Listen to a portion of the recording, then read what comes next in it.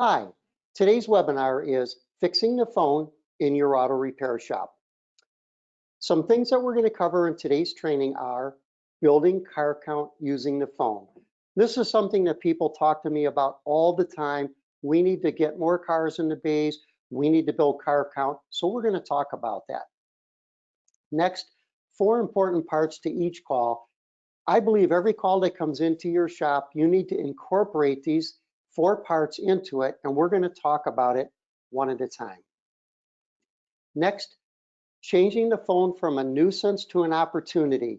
Look, I know you guys are busy in your shop. You might have just gotten the wrong parts from a parts store. A technician needs your help. Somebody is walking up to the front counter and the phone rings. That's all you need. So we're going to talk about that. Next, how to handle price shoppers. And this has to be the #1 thing that people ask me about is, what do I do about price shoppers? So we're going to talk about it. Next, we're going to do an exercise to try and determine what each call is worth. If you could put a price on it, what would it be? And then finally, we're going to talk about 911 calls. What are they and how do we handle them? My name is Mike McGroarty. I'm a coach here at Repair Shop of Tomorrow, and I was a shop owner for 35 years, and I've been in the automotive business for a total of 45 years. And it's this experience that I want to share with you. So first, we need to do some preparation. And I think each shop needs some sort of system in order to handle the phone. So you need to have answers like, how do we handle the schedule? What do we say on particular calls? What do we do with broken cars? How about waiting appointments? How about tow-ins? So those are some of the things that you have to have answers on. And I know each shop is different, so you're going to want to set it up the way that your shop does it. Some things that I think each shop needs, excuse me, to begin with, though, is a pad of paper and pen at each phone. That way you can write down some important information that the caller is going to give you, like their name, phone number, what kind of car they have, and what they're calling about. This is going to help you when talking with them on the phone, and it's going to help the sales process. Also, if you have to turn the call over to someone else, then they have all that information and the callers doesn't have to repeat themselves. Next, sales guides or scripts. Now, what this is just having something prepared in advance so that everyone in the shop is saying the same thing. So let's say you have a promotion plan where you're doing a break special. So people are going to call and ask questions about it, and the script or a guide can be what your people are going to say to them on the phone. Next, marketing for the month. Whatever your shop is doing in marketing, you need to have that in a book at the sales counter or at the service advisor's desk so that when people call and ask about it, you know what to refer to. Next, know your schedule. You need to know in advance when you can take a car in. If somebody calls in the next 5 minutes and wants to wait for an oil change, when can you get them in? You need to know that. And then lastly, who is going to answer the phone?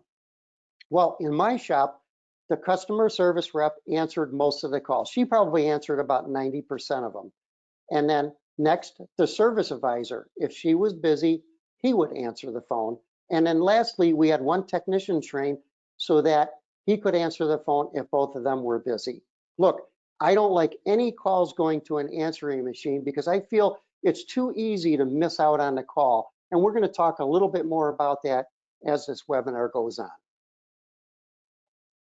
So let's talk a little bit about what makes the phone ring in your shop. It's marketing. The #1 job of marketing is to make the phone ring.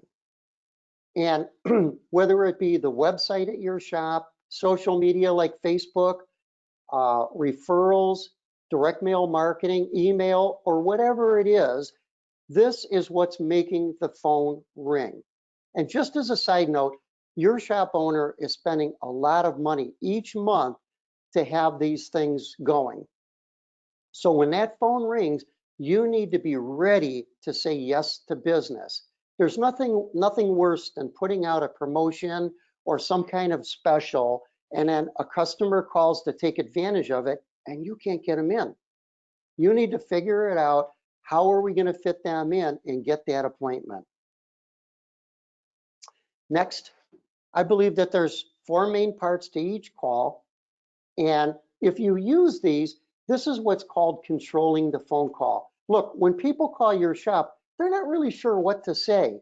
And you need to help them out, get the information out of them and get that appointment made. So the first step is a greeting. I believe that everybody should have a proper greeting and everyone in the shop should be saying the same thing. Next, establish that you can help them. And we're going to talk about each one of these individually. Number 3, build rapport. And then number 4, this is the most important part of the phone, and that is to get the appointment. So let's talk a little bit about number 1, the greeting. The first thing that you need to do is switch to your phone voice. Look, when you're working in a shop, you tend to talk a little bit louder and a little bit faster, but this doesn't work when you answer the phone. Customers don't want to hear that. Next, smile. Did you ever hear the saying, people can hear you smiling over the phone? It's true, they can. And then lastly, speak in a clear voice and slow down. Look, you have to make that caller think they're the most important person in front of you right now. So an example of a proper greeting would be, thanks for calling Parkway Auto Care. Mike speaking, how can I help you? And I really like this because it identifies all the important parts like where you're calling from, your name, and that a tagline that you can help them. And I like the way that it's short and sweet and really doesn't waste the caller's time. Next, establish that you can help them. And I think this is one important part that a lot of people miss. And you can do that by saying, absolutely, I can help you with that. I got this from Chick-fil-A. Have you ever gone into a Chick-fil-A restaurant? All the people that work there seem to be trained really well and they're extremely helpful and they use please and thank you. And if you say thanks for helping you out, they always say my pleasure. And that's something that sticks with you long after you leave the restaurant. And I think a saying like absolutely, I can help you with that would do the same thing. So an example of that would be, thanks for calling Parkway Auto Care. Mike speaking, how can I help you? And the caller might say something like, yeah, my car is making a noise and I want to bring it in to have it looked at. And then your response to that would be, absolutely, I can help you with that. Now this does 2 important things. Number 1, the caller now knows they've called the right place. And number 2, you're going to help them out. The caller knows that you're interested in helping them, and that is extremely important today. Okay, our third thing is build rapport. Now, here's the thing. People buy from people, right? So if you know their name and they know your name, you're starting this process off. And this is also going to help with the sales process. So the easiest way that I know to do that is just simply ask them for their name. And an example of that would be, again, my name is Mike, and who am I speaking with? And the caller might say something like, my name is Joe. And I would say, oh, hey, Joe. Hi, how are you? I'm glad you called today. And then I would write down his name and any other important information that he gave me so that I could use that throughout the call. And again, remember, rapport builds trust. So lastly, number 4, and this is the most important job of the phone. It's the number 1 job, get the appointment. And an example of that would be, you could say to the caller, can you bring your vehicle in at 2 p.m. today? Or would tomorrow morning work better for you? This is called a dual alternate close. I'm giving them some choices. And if you think about it, your caller is thinking about bringing the car in and when they want to bring their car in, rather than how long is it going to take and how much is it going to cost. This is such an important thing to do, this get the appointment, because I've called so many shops where they don't ask me for an appointment. They explain to me everything that they're going to do to repair my car. And at the end of it, they say something like, okay, well, thanks, have a good day, bye, and never ask me for the appointment. You've got to do this step. Okay, so let's switch gears a little bit and talk about the value of each phone call. And I'm talking about people that call in for service. So at my shop, I figured it out. If I can get one more car in per day and my average repair order is $400, I feel like I can get another $400 in that day. And conversely, if I fail to convert one call a day, that's going to cost me $400. So if your average repair order is $400, then that's where I figure each call is worth $400. Now, if your average repair order is different, use yours for this exercise. Don't use mine. If your average repair order is $750, yeah, the numbers are going to be much greater. So use your numbers. But let's go on with this. Let's move on. So if I fail to convert one call a day for a week, and I'm using a 5-day work week, that's $2,000, starting to add up to be a little bit of money. So let's look at if I fail to convert one call a day for a month, and I'm using 21 days, that's $8,400. Now, this is a lot of money. But let's take this even one step further. Let's say I fail to convert one call a day for a year. In my shop, that would be just over $100,000. And think about this. This is just from answering the phone and handling the phone correctly and asking for the appointment and saying yes to business. But let me ask you guys something. What if it was more than one call a day? Now that's starting to really climb. So you need to say yes to business. Okay, so moving on, I believe that there's also 4 types of callers. If you think about all the phone calls you get in your shop in a day, you could probably fit them into one of these 4 categories. And the first one is a question shopper. Next is someone calling for an appointment, like an oil change, or they want to bring it in for a brake service or something like that. Number 3, the price shopper. This is the one that people always ask me about and want to know how to handle. So we're going to talk a little bit more about this one. And then lastly, 911 calls. What are they and how do we handle them?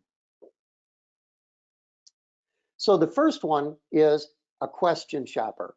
And these are people that are going to typically call and ask questions like, my air conditioner doesn't work, or my check engine light is on, or even something more specific like, do you replace timing belts? And what we want to do with question shoppers is instill confidence in them that yes, we can help them with their problem. So an example of this might be somebody would call and say, my check engine light's on, can you fix that? And I would answer, remember the 4 steps, the greeting, the absolutely I can help you with that, the rapport, and then lastly, getting the appointment. I would say this, absolutely I can help you with that. Our techs are certified and can handle check engine lights. Now, doesn't that instill a little bit more confidence in your caller that yes, you guys do fix check engine lights. You've got the right technicians and you can handle that job. And remember from an earlier slide, this is going to let the caller know that they called the right place and that you can help them with their problem. You can solve their problem for them.